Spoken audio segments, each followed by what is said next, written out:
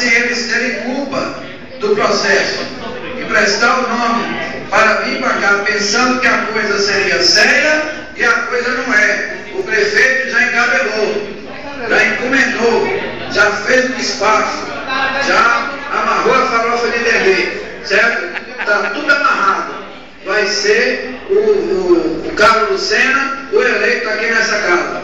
Não tem jeito. Então, eu quero lamentar, Angelvida, que venha justamente para esta votação aqui, em cima de urgência de sessão extraordinária, e mais ainda, usando o nome do orçamento do município. Olha a habilidade.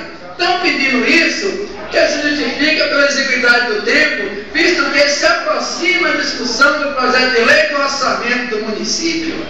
Então, alega-se que vai discutir o orçamento, então tem que antecipar e tem que encaminhar a galinha morta imediatamente para que ela não fique aqui dentro e ela possa exalar o odor.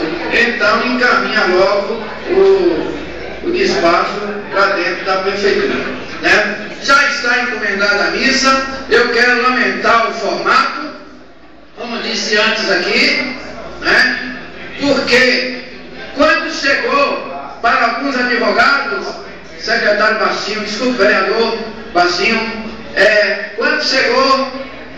quando chegaram para alguns advogados, dizia assim, apresentava o nome e pedia o dele, aí ficava dois.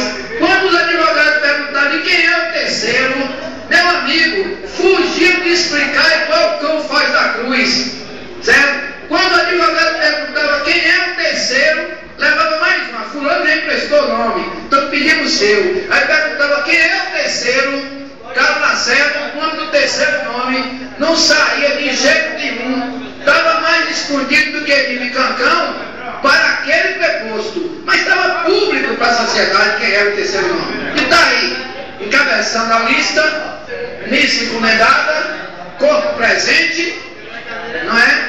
E sem saída para os outros dois. Não tem. Vai ter aqui voto contra de desafeto, vai ter o voto contra político de alguns poucos e pronto. A galinha está morta e vai ser